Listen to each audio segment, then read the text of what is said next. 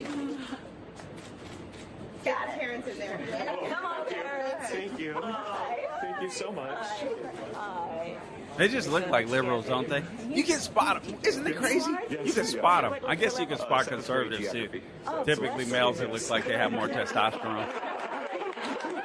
Ladies that don't have their nose, all snooty up in the air. That's great. Come on, let's take a family picture. Come here. Wow. I hate, okay. All right. So some of you guys are going to get mad at me. I hate to admit it. She's gotten better. Even though that was staged, she almost seemed fake authentic, if that makes any, you know what I mean? Like she's fake, she's fake, right? We all know that, but at the same token, she's gotten a little smoother with the fakeness. Whereas before it was just totally cringeworthy. Right there, it was like, okay, that's stage, but she seemed like it wasn't like the kids. Look at the star, you know what I mean, or whatever she was saying back. I mean, just weird and cringy. For her, this is the stuff that she needs. She isn't running on substance, guys. She's never going to run on substance. Let me, as a matter of fact, I mean, just understand, life isn't going to get better. Food prices are high, gas prices are high. The world is on absolute fire as far as foreign policy, and we're trying our best to avoid World War III because of the Biden-Harris administration. You have the Afghanistan debacle, which there's been reports as of today. The reporting has come out today where, you have Congress that are getting new details about the collapse of that whole withdrawal and that surrender, if you will. I mean, just totally insane, totally nuts.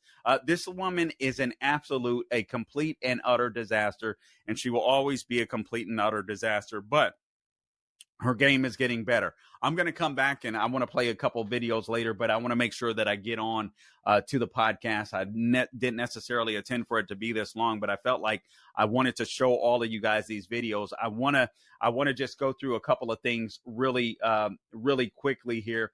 There were a couple of articles both listed at the Federalist. One was talking about what Kamala Harris is going to aim to do. Her strategy, Sean Fleetwood writes for the Federalist, is her strategy is making voters forget that she's the vice president. And you notice this is the campaign that she's been running. Joe Biden has been out on the campaign trail with her a couple of times, but to the best of their ability, they're trying to keep him off to the side. I mean, you can ask the question, where's Joe Biden? It almost feels like, where's Waldo? And all of that is intentional. I really don't know who's running the country. I presume that it's Kamala Harris and the deep state, if you will. The machine is running.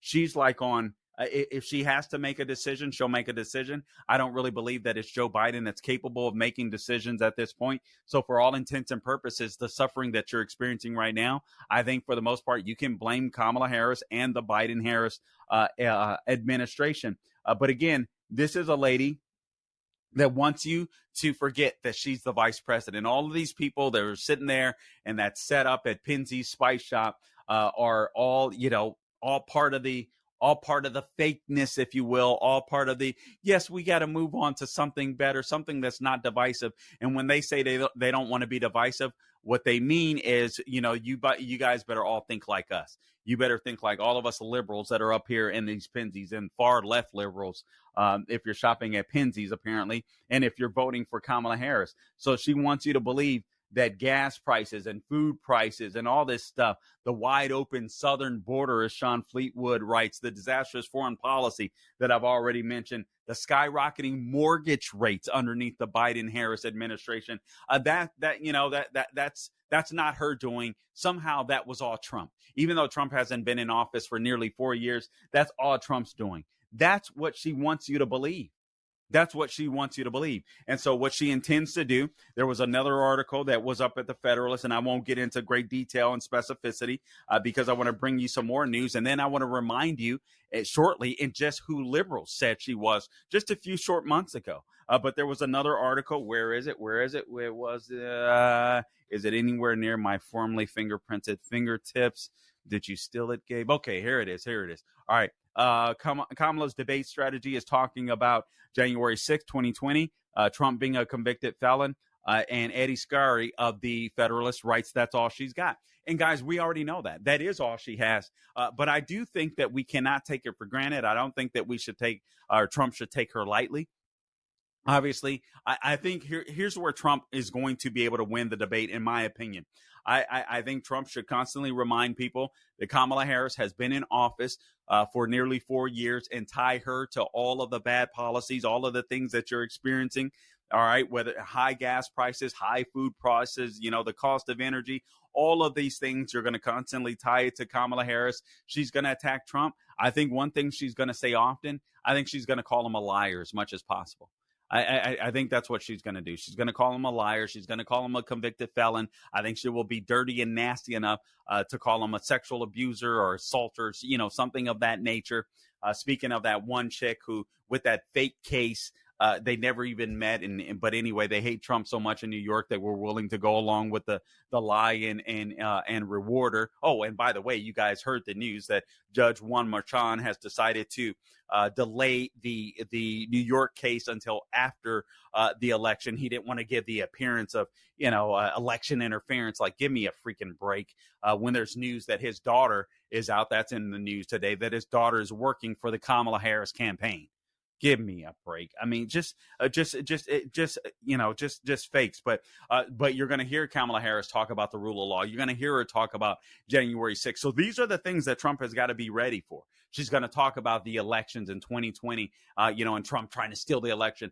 She's going to say this stuff, as you've heard by plenty of people, to try to get underneath the skin of Donald Trump. And he can't take the bait. He's going to have to find ways to be able to react to those particular things. And when it comes to the election, Democrats were election deniers. We live in a free country. We live in a free society where you're allowed to where you're allowed to question as long as there's no violence, there's a video, all that kind of stuff. But I think it's in Trump's best interest to, as best as he can, just take the issue back to the issue. She's going to try to get him distracted because she doesn't have any good policy ideas. And I'll go over some of the policies. She has none. So it'll be January 6th. It'll be the 2020 election. It'll be Trump is a convicted felon and all of his legal jeopardy. It'll be Trump is a liar. It'll be that Trump is a misogynist and again, somebody that sexually assaulted a woman and all this kind of stuff, which, again, he completely denies. There's no evidence whatsoever. So that's what it'll be. And he's got to be prepared for that. And then I suspect the word liar is going to come up a lot. I think she'll be bold enough to say it. Meanwhile, here's what I want to show you. And Gabe made a great point. First off, when I went on to Kamala Harris's campaign, because she released some more updated information, more specifics, if you will, which you'll see in just a second, are no specifics at all on her campaign website. But what she was doing, when you have to literally click, before you get to anything that's still not substance, but vagary, and her talking about some vagary that's related to policy, if that makes any sense whatsoever. But Gabe made the point, basically, you click onto the website and all it's doing, it's asking for donations, saying you have 23 hours, 18 minutes, 4 seconds at this point to donate before the debate. And Gabe makes a great argument, and that is because she wants to get as much money in as before her campaign collapses completely. And I hope to God that is the case. But for those of you that are wondering about specifics of the Kamala Harris campaign, can we go through them real quick? Shall we? All right. So before we do that, let's go through them. But let me just take a minute to remind you again of my friends at Priority Gold. Economists are warning that massive tax hikes could devastate your IRA and your 401k account as the stock market braces for impact. With inflation on the rise and global uncertainty looming, it's clear why central banks and savvy Americans are turning to gold. In times like this, Proverbs 21:20 reminds us to preserve what we built. Right now, that wisdom points us towards gold. So if you haven't had your eye on gold, it's time to make it a priority. My name is Carl Jackson, and I'm urging you to call my friends at Priority Gold to find out how they can help you diversify your savings with physical gold and silver. Call 1-800-405-GOLD or visit PriorityGold.com/golden for a free gold info guide. Plus, see if you qualify for free shipping and storage. Act now to get your portfolio working for you while the market is golden. Again, call 1-800-405-GOLD to speak with a gold specialist or visit PriorityGold.com/golden to learn more. That's 1-800-405-GOLD. All right, so I guess, you know what? This should have been a podcast in and of itself. Gabe, maybe, anyway. I should have done that. A podcast in and of itself. I'm sorry, Gabe. But this is Kamala Harris's A New Way Forward. A New Way Forward, all right? This is unbelievable. All right, so it says VP Harris and Governor Walz are fighting for a new way forward that protects our fundamental freedoms, okay? Strengthens our democracy, ensures every person has the opportunity to not just get by, but to get ahead. As a prosecutor at AG, senator, and now vice president of the United States, Kamala Harris always stood up for the people against predators, scammers, and powerful interests. She promises to be a president for all Americans, a president who unites us around our highest aspirations, and a president who always fights for the American people, from the courthouse to the White House. That has been her life's work. That's her debate strategy. That's her debate strategy. I'm reading that. Every attack that she's gonna lay at the feet of Donald Trump lies in that first paragraph, A New Way Forward, on her campaign page. Again, she wants to go a new way forward. A new way forward. What the heck are you talking about? This chick has been there for 4 freaking years talking about a new way forward. The first idea she came out with, they had to say STFU. You guys, some of you guys know what that stands for. I'm not going to say it. This is a Christian podcast. All right. Get your mind out of the gutter there. But anyway, this is just totally insane. This is totally insane. This lady really does want you to believe that she had nothing to do with the policies that have destroyed your pocketbook, that has destroyed the housing market, that has destroyed some of our our relationships with allies, and have emboldened our adversaries like Russia, Iran, and China. I mean, this is amazing to me. This is the lady that said she was the last person in the room with Joe Biden to make that decision on Afghanistan, that surrender. And she's proud of that. A new way forward.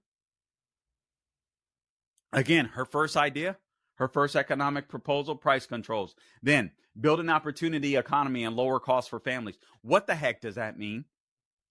She doesn't know. VP Harris grew up in a middle-class home. As a daughter of a working mom, she believes that when the middle class is strong, America is strong. That's why, as president, Kamala Harris will create an opportunity economy where everyone has a chance to compete and a chance to succeed, whether they live in a rural area, small town, or a big city. How will she do that? And by the way, it is a total fraud that she grew up in a middle-class home. Guys, check out my X account, at Carl Jackson Show, wherever I am on social media. I believe I posted it on Facebook as well. But I want you to look at the pictures of where she grew up. The pictures in Montreal. Now, she was in Berkeley, California. I suspect the neighborhood was just as nice. You look at those pictures where she grew up in Montreal, her mother that was moving around as a professor with a PhD, her father, the same thing, winding up at Stanford University. All right, an Ivy League school. You really think she was poor? I guarantee you, when you see the pictures of the neighborhood that she grew up in Montreal, it's like, dang, when I die, can I get that type of real estate? Because that's like heaven. I mean, it's insane. This lady is a complete and utter fraud. Harris has made clear that the building up the middle class will be a defining goal. How can you build the middle class when the lifeblood of the middle class is energy? It is. When you buy into this global warming nonsense and this EV and climate change stuff, it's amazing to me that the people that get punished are the people that are in the middle. And truthfully, that's what the left wants to do. They want to destroy the middle class. They prefer a society of poor people and rich people. When you have the middle class, what you have is a class of citizens, and I hate to even call it the middle class, but for the sake of argument, I will, simply because in America, what we used to have are Americans. Some were poor, some were not so poor, in the middle class. Okay, some were wealthier, but you didn't have to stay at those stations. These people are making it where you have to stay at those stations. You have young people that can't afford to buy homes, and she wants to make it an opportunity economy where she'll give people, $25,000 for first-time home buyers that'll automatically inflate the prices of homes, $25,000, and cause a run on homes. So the price will go up even higher. I mean, this lady does not know anything. She wants to cut taxes for middle class families. Why not cut taxes for everybody all across the board? It's going to help